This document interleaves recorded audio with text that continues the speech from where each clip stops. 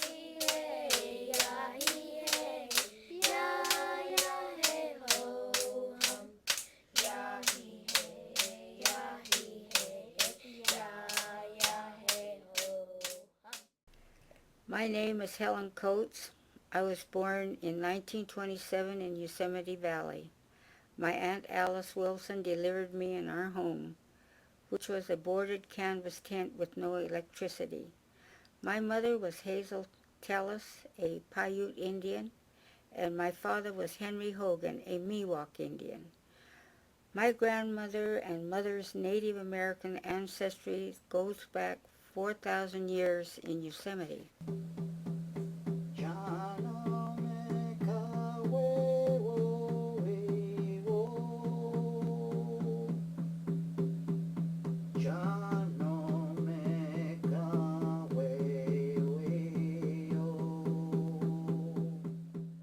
My older brother Delbert and I lived with my grandmother Lucy Tellis. Sometimes we slept and cooked outdoors. We had to heat our water over a fire. Native Americans were treated like second-class people in those days.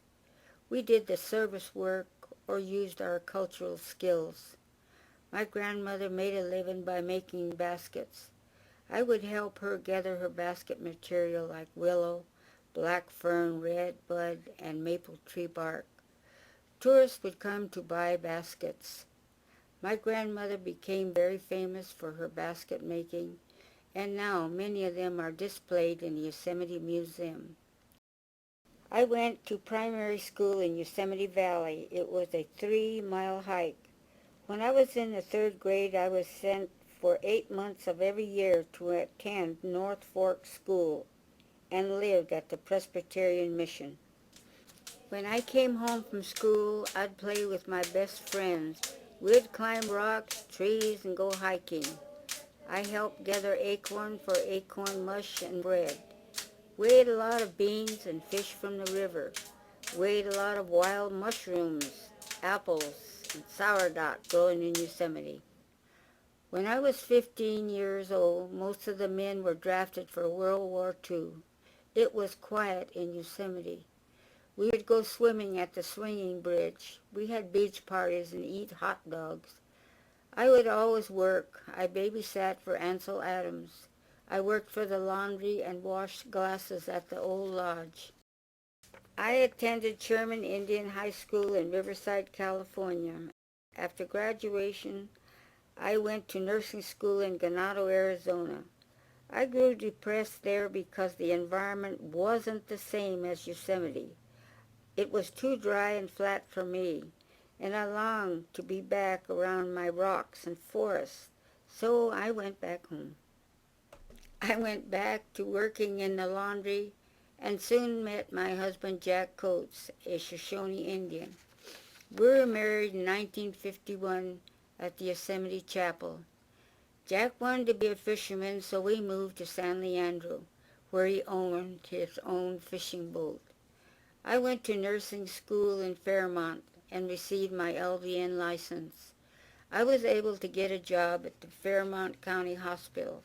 Although I was Indian, I was never treated differently. Jack's fishing business was slow, so we moved back to Yosemite.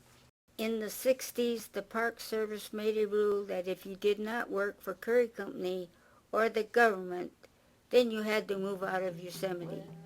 Most every Miwok was a seasonal employee, so in the winter the Park Service kicked us out of our village. In 1969, the Park Service burnt down the Native American houses in Yosemite Valley. They called it a training for the fire department. My family's home was burnt down. The Miwok had no village to go back to. This was hard to take. I worked for the MAC Health Board doing health outreach work for 15 years for the Native American community. I advocated for Native American traditional health because I believe that this is the best healing a person can get. I met many Native American families in the community and learned that our people suffered a lot.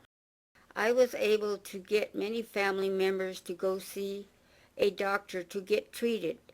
Many families confided in me. I feel like I was able to help many families and connect with neighboring communities. My husband Jack and I worked many hours to bring an Indian health clinic to Mariposa. Now, our tribal members have access to cultural health care.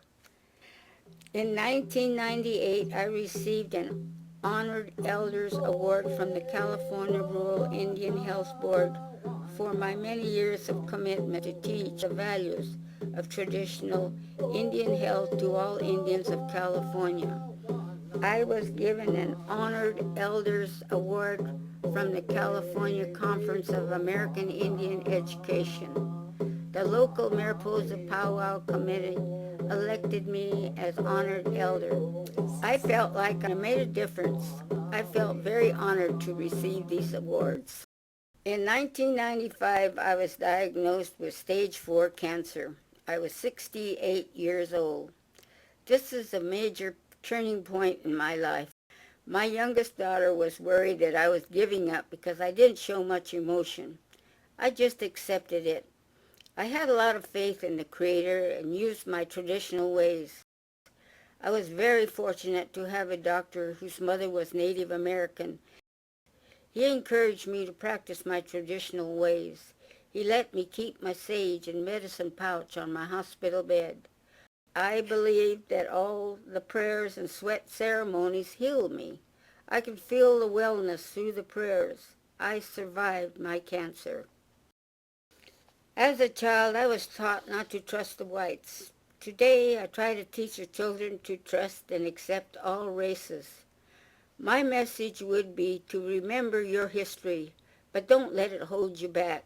You have to let it go. Don't let there be separation like there used to be. Everyone walks their own trail. Just do your best to stay on your trail and don't let anyone discourage you.